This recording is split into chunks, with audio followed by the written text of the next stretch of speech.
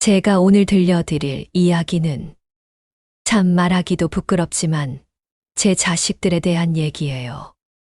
여든을 바라보는 나이에 이런 말씀을 드리게 될 줄은 몰랐습니다. 매주 토요일이면 우리 집 거실이 북적거려요. 큰아들 성수와 며느리 정은이, 딸 은영이, 그리고 손자 민준이까지. 겉으로 보면 참 효자 효부들 같죠. 하지만 제가 70년을 살아오면서 터득한 게 있다면 사람의 눈빛만큼 거짓말 못하는 게 없다는 거예요. 어머니, 오늘 기분은 어떠세요? 며느리 정은이가 물어볼 때마다 저는 그 아이의 눈을 자세히 봐요. 눈동자가 제 얼굴이 아니라 제 목에 걸린 진주 목걸이를 향해 있더라고요. 돌아가신 시어머님께서 물려주신 이 집에서 가장 값나가는 물건 중 하나죠. 어머니, 요즘 머리가 좀 아프시다면서요? 큰아들 성수가 걱정스럽게 묻는데 그 목소리에서 걱정보다는 기대감이 느껴져요. 마치 드디어 때가 왔구나 하는 듯한. 참 서글픈 일이에요. 사실 지난달에 병원에서 치매 초기 진단을 받았어요. 의사 선생님이 그러시더라고요. 아직 초기니까 약물 치료하시면서 지켜보시죠. 집에 와서 가족들에게 말했을 때 그들의 반응이 지금 생각해도 가슴이 아려와요. 엄마, 그럼 이제 혼자 계시기 힘드시겠네요. 딸 은영이가 말했는데 그 순간 저는 알아차렸어요. 이 아이들 눈에 든 건 걱정이 아니라 욕심이더라고요. 마른 나뭇가지에 매달린 잎사귀들이 바람만 불면 떨어질 준비를 하고 있는 것처럼요. 그날 밤 저는 깊이 생각해 봤어요. 정말 치매가 오는 건지 아니면 이 똑똑한 머리가 아직 멀쩡한지. 거울 속 제 모습을 보니까 주름은 늘었어도 눈만큼은 여전히 번쩍번쩍 하더라고요. 아직 죽을 때가 아니구나. 그렇게 생각했어요. 그래서 저는 결심했어요. 이참에 연기를 한번 해보자고요. 70년 인생 살면서 연기를 못 해본 게 아니거든요. 시집살이 할 때도, 자식들 키울 때도, 남편 뒷바라지 할 때도 늘 연기였어요. 힘들어도 괜찮은 척, 아파도 건강한 척, 속상해도 이해하는 척. 그런데 이번엔 다르게 연기해 보려고요. 다음 주 토요일부터 저는 조금씩 깜빡하기 시작했어요. 며느리가 좋아하는 나물 반찬 이름을 까먹는다거나, 큰아들이 다니는 회사 이름을 헷갈린다거나, 작은 것부터요. 어머니, 제가 누군지 아시겠어요? 며느리가 걱정스럽게 물어보는데 속으론 웃음이 나와요. 당신이 누군지 모를 리 있겠어요? 20해 동안 제 앞에서 가식적인 미소 지으며 제 재산 눈독들이던 사람을요. 아, 맞다. 정은이구나. 일부러 한참 뜸을 들인 후에 말해주니까 그 아이 얼굴에 스치는 안도감과 그리고 뭔가 계획적인 표정을 놓치지 않았어요. 그런데 손자 민준이만은 달라요. 그 아이는 제 눈을 똑바로 봐요. 할머니의 눈빛이 예전과 다름없이 총명하다는 걸 아는 것 같아요. 가끔 할머니 정말 괜찮으세요? 라고 물을 때 그 목소리엔 진짜 걱정이 담겨 있어요. 돈이 아니라 할머니가 걱정되어서 묻는 거라고요. 어느 날 밤 민준이가 제 방에 들어와서는 조용히 물어보더라고요. 할머니 정말 아프신 거예요? 그때 저는 그 아이의 손을 꼭 잡아주면서 말했어요. 민준아, 할머니는 아직 멀쩡해. 다만 할머니가 좀 슬플 뿐이야. 그 아이는 더 이상 묻지 않았어요. 하지만 그 이후로 민준이가 저를 보는 눈빛이 달라졌어요. 마치 할머니와 함께 어떤 비밀을 간직하고 있는 것처럼요. 이렇게 해서 저의 가짜 치매 연기가 시작됐어요. 단순한 복수를 위해서가 아니라 제 자식들 마음속에 아직 남아있는 진짜 사랑이 무엇인지 확인해보고 싶었어요. 썩은 동아줄도 한 번은 쓸모가 있다더니 이 늙은 할머니의 연기도 뭔가 의미가 있을 거라고 생각했거든요. 그때는 몰랐어요. 이 작은 거짓말 하나가 제 인생의 마지막 장을 이토록 드라마틱하게 만들어줄지는요. 나중에 생각해보니 그게 제가 자식들에게 가르쳐 줄 수 있는 마지막 수업이었던 것 같아요. 세상에서 가장 슬픈 연기가 뭔지 아세요? 바로 자식 앞에서 바보인 척하는 어미의 연기예요.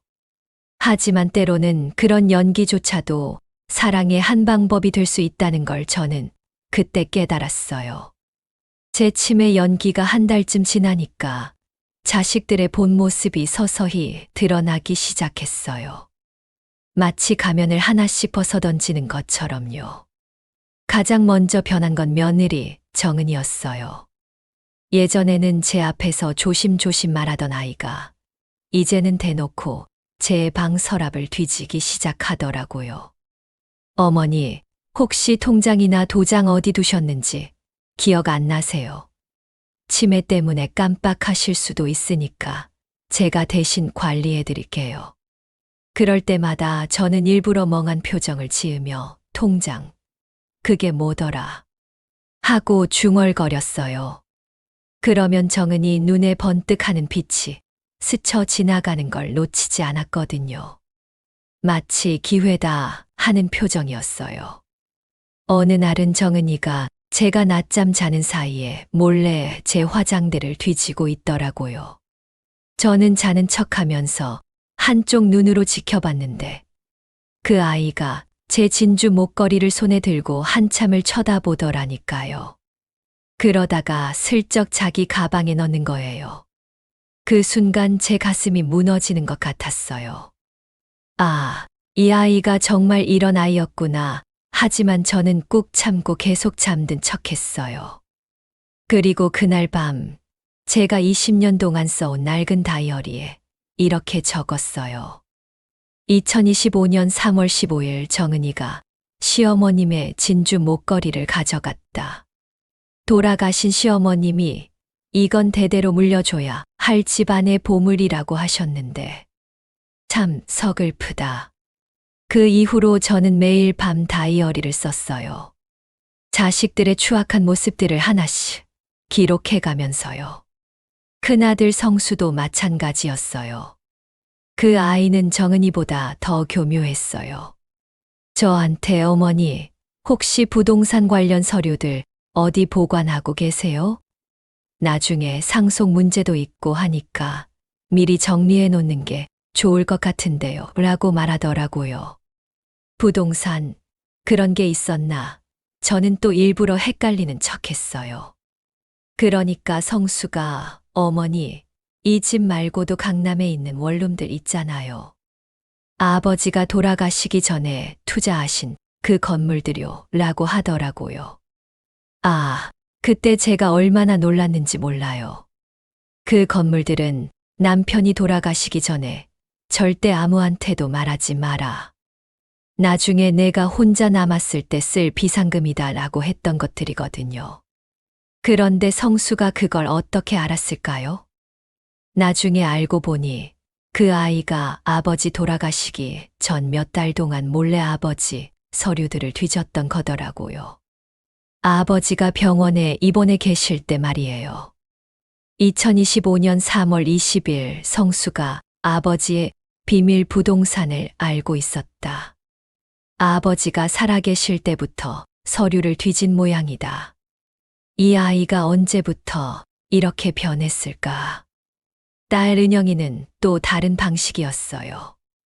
그 아이는 아예 대놓고 돈을 요구하기 시작했어요. 엄마, 우리 승민이 학원비 때문에 너무 힘들어요. 엄마가 치매니까 어차피 돈 쓸 일도 없을 텐데 좀 도와주세요. 승민이는 제 외손자예요. 그 아이가 학원비가 필요하다면 당연히 도와줘야죠. 하지만 은영이 말 속에 숨어 있는 어차피 치매니까 돈 쓸 일도 없을 테니라는 부분이 제 가슴을 찔렀어요. 그래, 승민이 학원비 얼마나 필요하니? 제가 물어보니까 은영이가 한 300만 원 정도요, 라고 하더라고요. 그런데 나중에 확인해 보니 승민이 다니는 학원비는 월 30만 원이더라고요. 그럼 나머지 270만 원은 어디에 쓰려는 걸까요? 2025년 3월 25일 은영이가 승민이 학원비 명목으로 300만 원을 요구했다. 실제 학원비는 30만 원. 나머지 돈은 아마 그 아이 빚 때문일 것이다.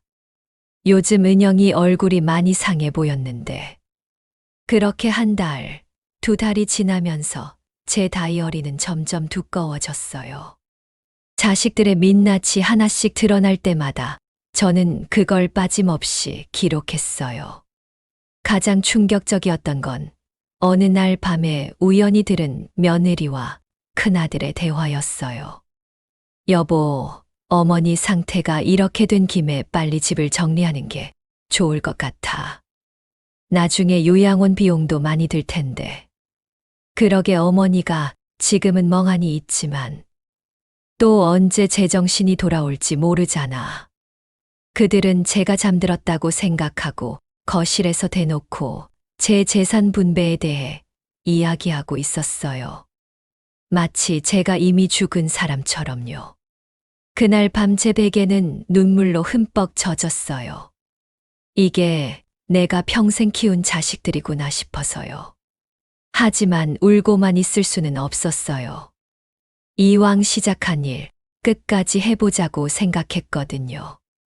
2025년 4월 10일 성수와 정은이가 나를 요양원에 보내고 집을 처분하려 한다. 이미 죽은 사람 취급당하고 있다. 하지만 나는 아직 살아있다. 그리고 이 모든 걸 기억하고 있다. 그런데 이 모든 과정에서 손자 민준이만큼은 여전히 달랐어요. 그 아이는 다른 가족들과는 달리 제게 돈이나 재산에 대한 이야기를 한 번도 꺼낸 적이 없어요. 오히려 할머니, 오늘 기분은 어때요? 어디 아픈 데는 없어요?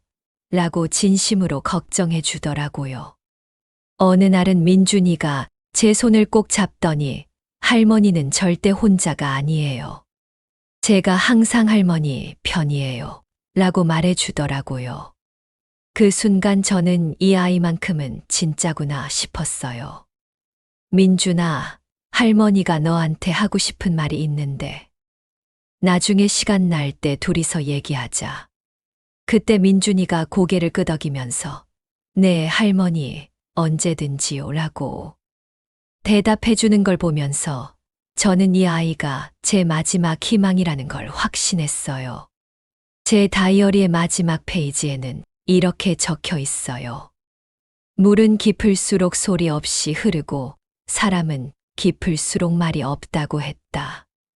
내 자식들의 욕심은 바다보다 깊지만 손자 민준이의 마음은 샘물처럼 맑다. 이제 이 늙은 할머니도 깊은 물처럼 조용히 흘러가 볼 시간이 온 것 같다. 그렇게 해서 제 치매 연기는 2단계로 접어들었어요. 이제 단순히 지켜보기만 하는 게 아니라 뭔가 계획을 세워야 할 때가 온 거죠. 제 치매 연기가 석 달째 접어들 즈음 정말 예상하지 못한 일이 벌어졌어요. 어느 화요일 오후였는데 큰아들 성수가 평소와 다르게 정장을 차려입고 와서는 어머니, 잠깐 앉아보세요. 중요한 얘기가 있어요. 라고 하더라고요. 그 순간 저는 가슴이 철렁 내려앉았어요. 뭔가 불길한 예감이 들었거든요. 며느리 정은이와 딸 은영이도 평소보다 일찍 와 있었어요. 세 사람이 저를 둘러싸고 앉은 모습이 마치 재판정에서 죄인을 심판하는 것 같았어요. 어머니, 상태가 점점 나빠지고 계시잖아요. 이제 혼자 계시기 힘드실 것 같아요. 성수가 말을 꺼내는데 저는 벌써 무슨 말을 하려는지 알 것 같았어요. 그래서 저희가 알아봤는데 참 좋은 요양원이 있어요. 시설도 깨끗하고 간병인 선생님들도 친절하시더라고요. 정은이가 이어서 말하더라고요. 그러면서 요양원 팜플릿을 제 앞에 펼쳐 보이는 거예요. 그 팜플릿을 보는 순간 제 머릿속이 하얗게 변했어요. 아, 드디어 이 순간이 왔구나 싶었거든요. 제가 평생을 살아온 이 집에서 제 손으로 기른 자식들한테 쫓겨나는 순간이요. 어머니, 여기 계약서도 있어요. 어머니가 치매시니까 저희가 대신 서명하면 되거든요. 은영이가 말하면서 서류를 꺼내더라고요. 그 서류 뭉치가 제 눈에는 죽음 선고서처럼 보였어요. 저는 일부러 더욱 멍한 표정을 지으며 요양원, 그게 뭐예요? 라고 중얼거렸어요. 하지만 속으로는 분노가 치밀어 오르고 있었어요. 이 자식들이 정말 이럴 수가 있나. 어머니, 걱정 마세요. 일주일에 한 번씩은 꼭 면회 갈 테니까요. 성수가 말하는데 그 목소리에서 안도감이 느껴지더라고요. 마치 골칫거리를 드디어 처리한다는 듯한. 그날 밤, 저는 정말 깊은 절망에 빠졌어요. 이불을 뒤집어 쓰고 한참을 울었어요. 아, 이게 내 인생의 마지막인가 싶었거든요. 70년을 살아오면서 이렇게 무력감을 느낀 건 처음이었어요. 그런데 바로 그때였어요. 톡톡 하고 제 방 문을 두드리는 소리가 들렸어요. 할머니, 저예요. 민준이에요. 들어가도 될까요? 저는 얼른 눈물을 닦고 그래, 들어와 라고 했어요. 그런데 민준이가 들어오더니 손에 든 뭔가를 보여주더라고요. 바로 제 다이어리였어요. 할머니, 이게 뭐예요? 민준이가 조심스럽게 물어보더라고요. 그 순간 제 심장이 쿵 하고 멈출 뻔했어요. 들켜버린 거예요. 제 모든 비밀이. 그건 그냥 할머니 일기장이야. 저는 어쩔 줄 몰라서 얼버무렸어요. 그런데 민준이가 다이어리를 조심히 펼치더니 제가 적어 놓은 글들을 하나씩 읽기 시작하더라고요. 2025년 3월 15일 정은이가 시어머님의 진주 목걸이를 가져갔다. 민준이 얼굴이 점점 굳어지더라고요. 그러다가 할머니, 치매 아니시죠? 라고 조용히 물어보더라고요. 그 순간 저는 모든 걸 포기하고 싶었어요. 더 이상 연기할 힘도 없었고, 이 착한 손자마저 실망시키고 싶지 않았거든요. 민준아, 할머니는, 저는 한참을 망설이다가 결국 모든 걸 털어놓았어요. 할머니는 멀쩡해. 다만, 너희 아빠와 엄마, 그리고 이모가 할머니를 어떻게 생각하는지 알고 싶었을 뿐이야. 민준이는 한동안 아무 말도 하지 않더라고요. 그러다가 갑자기 제 손을 꽉 잡으면서 할머니, 정말 힘드셨겠어요. 라고 하더라고요. 그 말 한마디에 제가 참고 있던 눈물이 터져버렸어요. 민준아, 할머니가 너무 어리석었니? 이런 짓을 해서. 아니에요, 할머니. 할머니는 전혀 어리석지 않으세요. 오히려 저는 우리 가족들이 부끄러워요. 그날 밤 민준이와 저는 새벽까지 얘기했어요. 민준이는 제 다이어리를 처음부터 끝까지 다 읽어보더니 할머니, 이건 그냥 둘 수 없어요. 우리 뭔가 해야 해요. 라고 하더라고요. 뭘 하겠니? 할머니는 이제 요양원에 가야 하는데. 할머니, 저 혼자서는 안 되지만 할머니와 함께라면 할 수 있을 것 같아요. 할머니가 지금까지 모든 걸 기록해 놓으셨잖아요. 이 기록들이 우리의 무기가 될 수 있을 것 같은데요. 민준이 눈빛이 달라져 있었어요. 평소의 순한 손자가 아니라 마치 할머니를 지키려는 용감한 기사 같았어요. 할머니, 제가 도와드릴게요. 아빠와 엄마, 그리고 이모가 할머니한테 한 일들. 그냥 넘어갈 수 없어요. 그 순간 저는 깨달았어요. 아, 내가 혼자가 아니구나. 이 세상에서 나를 진짜로 사랑해주는 사람이 아직 한 명은 있구나. 민준아, 그런데 너는 왜 할머니 편을 드는 거니? 내 부모님인데. 민준이가 잠깐 생각하더니 이렇게 말하더라고요. 할머니, 저는 어릴 때부터 할머니한테서 진짜 사랑이 뭔지 배웠어요. 할머니는 제가 아플 때 밤새 간병해 주셨고, 제가 힘들 때 항상 제 편이 되어 주셨잖아요. 그런데 부모님들은 돈 얘기만 하세요. 그 말을 듣고 저는 가슴이 뭉클해졌어요. 이 아이가 정말 제대로 컸구나 싶었거든요. 그럼 민준아, 할머니와 함께 한판 붙어볼까? 이 늙은 할머니랑 마지막으로 제대로 된 연기 한번 해보자.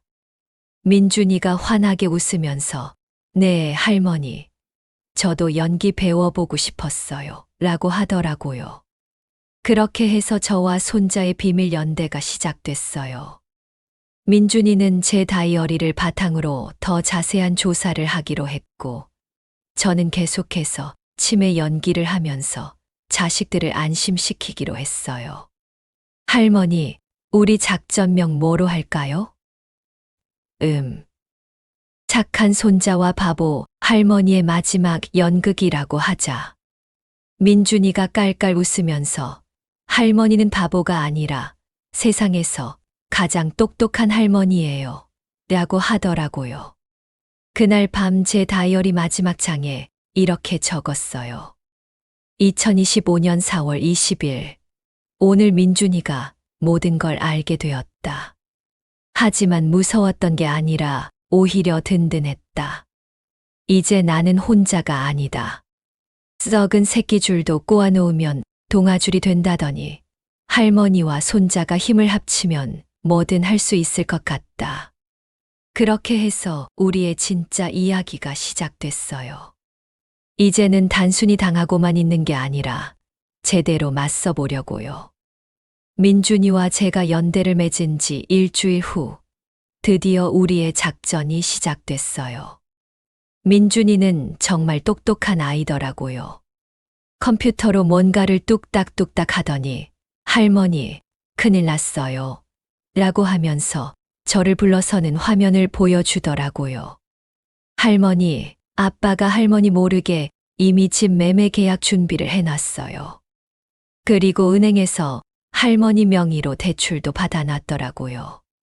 제가 깜짝 놀라서 뭐라고, 그럼 우리 집이, 라고 하니까 민준이가 고개를 끄덕이더라고요. 네, 할머니가 요양원에 가시면 바로 집을 팔 예정인 것 같아요. 그리고 그 돈으로 아빠 사업 자금에 쓸 거래요. 그 순간 저는 정말 화가 머리끝까지 치밀어 올랐어요. 남편이 평생 벌어서 마련한 이 집을, 제가 50년을 살아온 추억이 가득한 이 집을 그렇게 처분하려고 했다니요. 민준아, 그럼 우리 계획을 앞당기자. 내일이 토요일이니까 모든 가족이 모이는 자리에서 할머니의 마지막 연기를 보여주겠다. 그날 밤 저는 민준이와 함께 치밀한 계획을 세웠어요.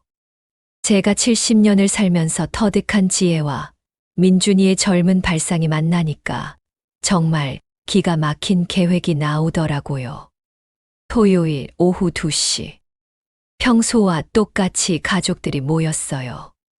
성수와 정은이, 은영이까지. 그런데 이번에는 분위기가 좀 달랐어요. 아마 요양원 얘기 때문에 서로 마음이 급했나 봐요.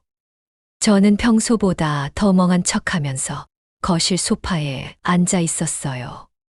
그런데 정은이가 갑자기 어머니, 혹시 오늘 기분이 어떠세요? 좀 더 정신이 흐릿하신 것 같은데. 라고 하더라고요. 그때 제가 일부러 더 멍하게 정신이 뭐가 흐릿하다고 라고 중얼거렸어요. 그러니까 성수가 정은이와 눈빛을 주고받더니 어머니, 그럼 오늘 중요한 서류에 도장 좀 찍어 주시겠어요? 라고 하더라고요. 도장, 무슨 도장? 저는 계속 바보인 척 했어요. 어머니가 요양원에서 편하게 지내실 수 있게 하는 서류예요. 그냥 여기에 도장만 찍어 주시면 돼요. 그때 은영이도 끼어들면서 엄마, 저희가 다 준비해 놨으니까 걱정 마세요. 그냥 도장만 톡 찍어 주시면 되니까요.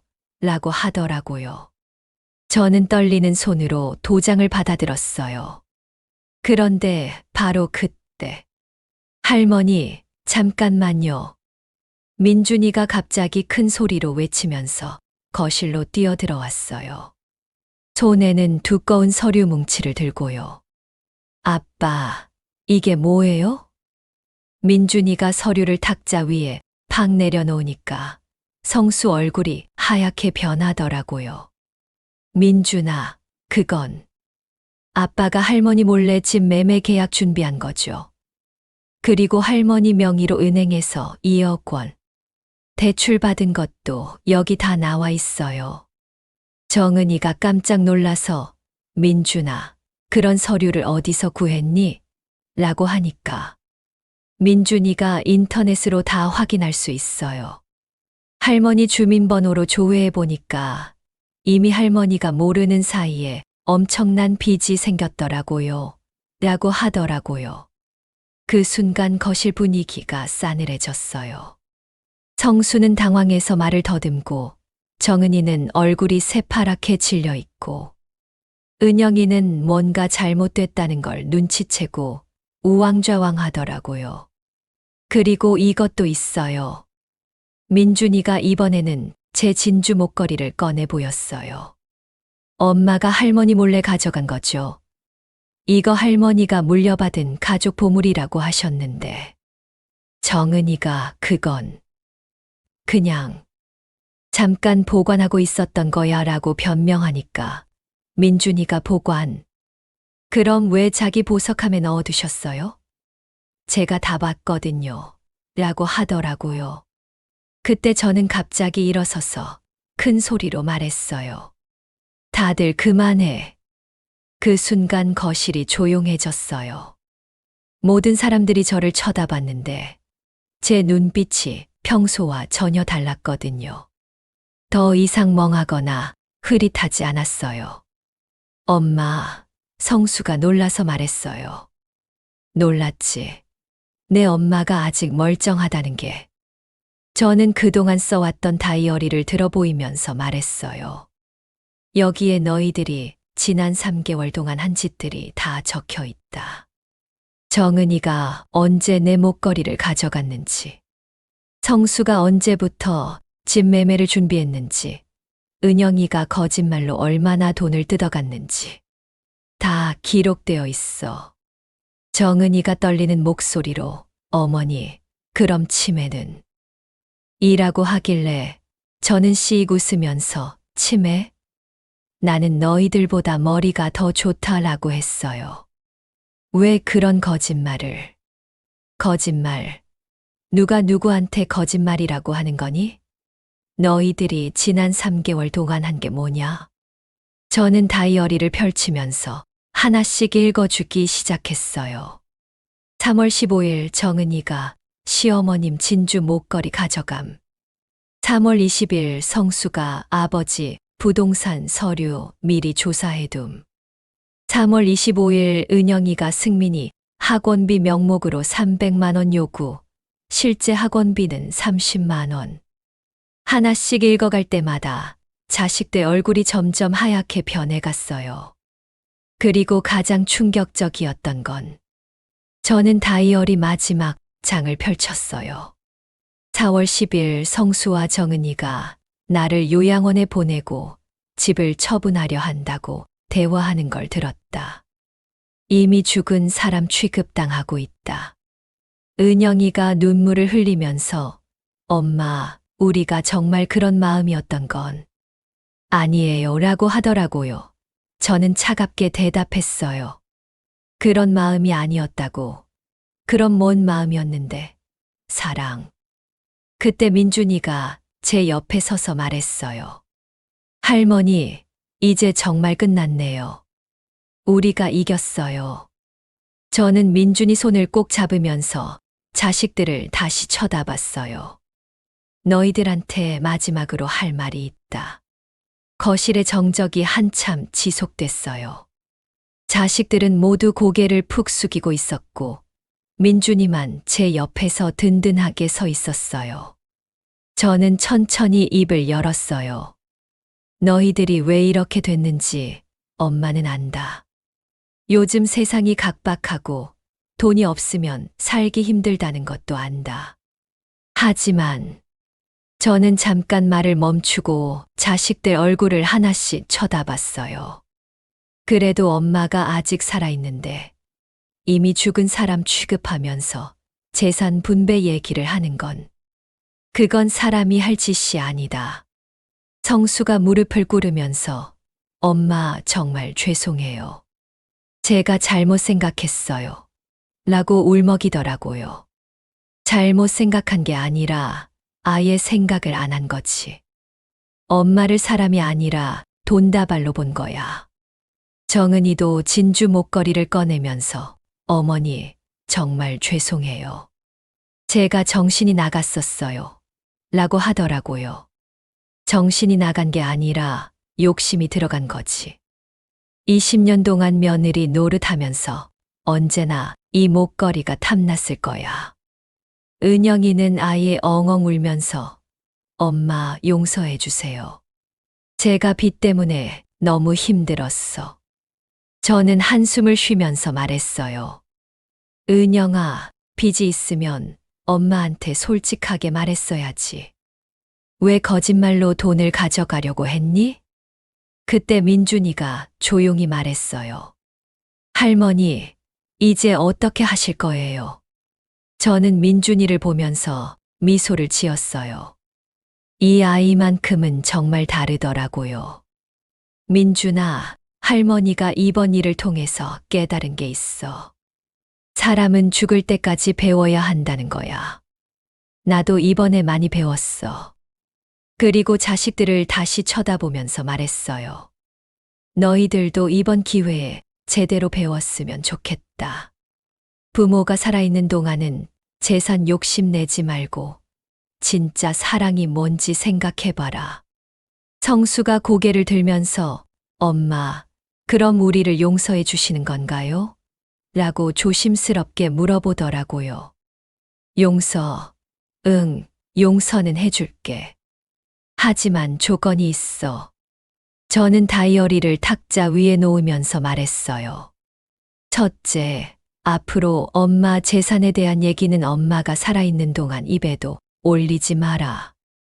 둘째, 정은아, 앞으로는 시어머니 물건 함부로 만지지 마라. 그리고 진짜 며느리가 뭔지 다시 생각해봐라. 셋째, 은영아, 빚은 엄마가 도와줄 테니까 앞으로는 거짓말하지 마라. 솔직하게 살아라. 그리고 마지막으로 가장 중요한 조건을 말했어요. 넷째, 민준이한테 고마워해라. 이 아이가 없었으면 너희들은 정말 돌이킬 수 없는 일을 저질렀을 거야. 저는 그 아이 머리를 쓰다듬어 주면서 말했어요. 민준아, 너 같은 손자가 있어서 할머니는 정말 행복해. 앞으로도 할머니 잘 지켜줘. 그날 이후로 우리 집 분위기가 완전히 바뀌었어요. 자식들이 더 이상 제 재산이나 요양원 얘기를 하지 않더라고요. 대신에 엄마, 오늘 기분은 어때요? 어디 아픈 데는 없어요? 라고 진심으로 걱정해 주기 시작했어요. 정은이는 진주 목걸이를 돌려주면서 어머니, 제가 정말 어리석었어요. 앞으로는 정말 좋은 며느리가 되겠어요. 라고 약속했어요. 그리고 실제로 예전보다 훨씬 정성스럽게 저를 챙겨주더라고요. 성수는 집 매매 관련 서류를 모두 찢어버리고 엄마, 이 집은 엄마 집이에요.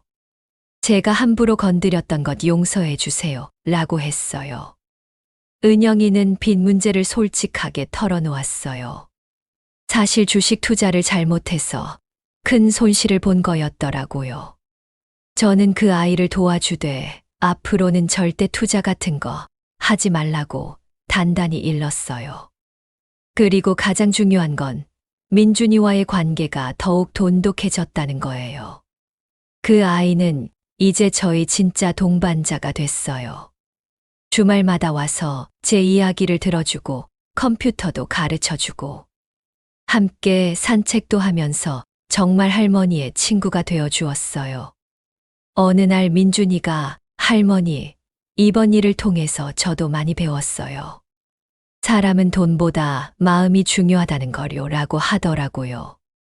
저는 그 말을 듣고 정말 뿌듯했어요. 이 아이가 제대로 컸구나 싶었거든요. 민준아, 할머니가 마지막으로 너한테 해주고 싶은 말이 있어. 네, 할머니. 진짜 사랑은 조건이 없는 거야. 돈이 많고 적고 건강하고 아프고에 상관없이 그 사람 자체를 사랑하는 거지. 너는 그걸 알고 있는 아이야. 민준이가 제 손을 꼭 잡으면서 할머니, 저도 할머니를 진짜 사랑해요.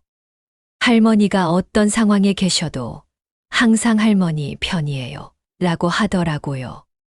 지금 저는 80살이 넘었지만 이전보다 훨씬 행복해요.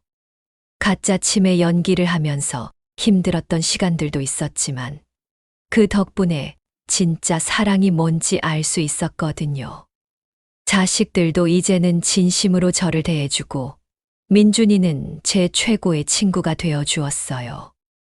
그리고 무엇보다 저 자신도 아직 포기할 나이가 아니라는 걸 깨달았어요. 제 다이어리 마지막 장에는 이렇게 적혀 있어요. 2025년 7월 1일, 오늘 모든 게 끝났다. 가짜 치매 연기도, 자식들과의 갈등도, 이제 진짜 시작이다. 나머지 인생은 진짜 사랑하는 사람들과 함께 진짜로 살아가는 거다. 민준이가 말했다. 할머니는 세상에서 가장 용감한 할머니예요. 그래, 나는 아직 용감하다. 그리고 사랑받을 자격이 있다. 여러분, 혹시 지금 가족들 때문에 속상하거나 외로우시다면 저의 이야기를 기억해 주세요. 나이가 많다고 해서 몸이 불편하다고 해서 포기할 필요는 없어요. 우리도 당당히 사랑받을 자격이 있고 때로는 용기를 내서 맞서 싸워야 할 때도 있다는 걸요. 그리고 가장 중요한 건 진짜 사랑은 조건이 없다는 거예요. 돈이나 재산이 아니라 그 사람 자체를 사랑하는 것. 그런 사랑을 주고받을 수 있다면 그것만으로도 우리 인생은 충분히 성공한 거라고 저는 생각해요. 저의 가짜 치매 이야기가 여러분께 작은 용기와 위로가 되었으면 좋겠어요. 우리 모두 끝까지 당당하게 그리고 사랑스럽게 살아가시길 바라요.